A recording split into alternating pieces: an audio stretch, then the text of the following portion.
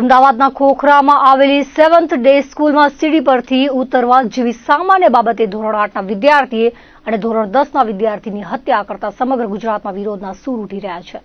આજે પણ અમદાવાદમાં શાળાઓ બંધ છે। વિદ્યાર્થીઓ અને વાલીઓનો આક્રોશ યથાવત છે। આ વચ્ચે ભુજમાં આવેલી વીડી હાઈસ્કૂલ બહાર વિદ્યાર્થીઓ બાખડી પડતા એકને માથાના ભાગે ઈજાઓ પહોંચી હતી। શાળામાં થયેલી બોલાચાલીના મન દુખે ધોરણ 10 અને 11ના વિદ્યાર્થીઓ વચ્ચે ઝઘડો થયો હતો, જેમાં સ્કૂલની બહાર બોલાવી છોકરાઓના ટોળાએ ધોરણ 10 વિદ્યાર્થી પર હુમલો કરતા માથાના ભાગે ઈજાઓ થઈ હતી। ભોગ બનનાર વિદ્યાર્થીનો આક્ષેપ છે કે 20 જેટલા વિદ્યાર્થીઓના ટોળાએ માર માર્યો હતો। પ્રિન્સિપાલ બ્રિજેશ ઠક્કરના જણાવ્યા પ્રમાણે શાળાની બહાર આ બનાવ બન્યો હતો। અગાઉ થયેલી બોલાચાલીના મન દુખે મારામારી થઈ હતી। જે વિદ્યાર્થીને માથામાં ઈજા થઈ તેને પ્રાથમિક સારવાર આપવામાં આવી અને વાલીને જાણ કરી બંને વિદ્યાર્થીઓના વાલીઓને સ્કૂલમાં બોલાવવામાં આવ્યા છે। બાળકોનું ભવિષ્ય ખરાબ ન થાય તે માટે હજુ સુધી પોલીસને જાણ કરવામાં આવી નથી। બંને વાલીઓ અને વિદ્યાર્થીઓ વચ્ચે સમજૂતીના પ્રયાસો અને લેખિત બાંહેધરી લેવામાં આવશે તેમ જણાવ્યું હતું। આ બનાવની જાણ થતાં શાળામાં અભ્યાસ કરતા અન્ય વિદ્યાર્થીઓ અને વાલીઓમાં ઉચાટ ફેલાઈ જવા પામ્યો છે। અમદાવાદની ઘટનાના બીજા જ દિવસે કચ્છમાં બનેલા બનાવને શિક્ષણ જગત સાથે લોકોમાં ચર્ચા જગાવી છે। અમદાવાદની ઘટનાના બીજા જ દિવસે કચ્છમાં બનેલા આ બનાવે શિક્ષણ જગત સાથે લોકોમાં ચકચાર જગાવી છે।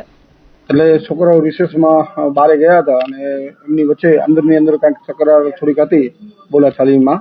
એમાં આજરોજ વીડી હાઈસ્કૂલની બહાર એવું અમને જાણવા મળ્યું કે બંને વિદ્યાર્થીઓએ એમના સહપાઠીઓ કે અન્ય લોકોને બહાર બોલાવી અને શાળાની બહાર ઝઘડો કર્યો છે।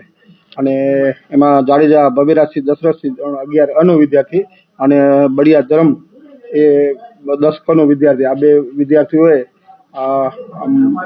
અન્ય લોકોને બોલાવીને કંઈક હાથાપાઈ કરી છે। એમાં એક વિદ્યાર્થીને જરા માથા પર વાગ્યું છે। એને અમે પ્રાથમિક સારવાર અમે આપી હતી અને તાત્કાલિક વાલીને બોલાવ્યો હતો। વાલીને પણ બંનેના વાલીને બોલાવી સમજૂતો એવું કરાવ્યું છે અને એના માટેની જરૂરી જે કાર્યવાહી હતી એ પણ અમે કીધું છે એમને પૂરી કરવાની। પણ પહેલે વિદ્યાર્થીને પ્રાથમિક સારવાર અપાવી છે અને ત્યારબાદ એ વિદ્યાર્થીને વાલી સાથે મોકલીને ત્યાં એની બીજી બધી વધારાની ટ્રીટમેન્ટ કરવા માટે મોકલ્યું છે।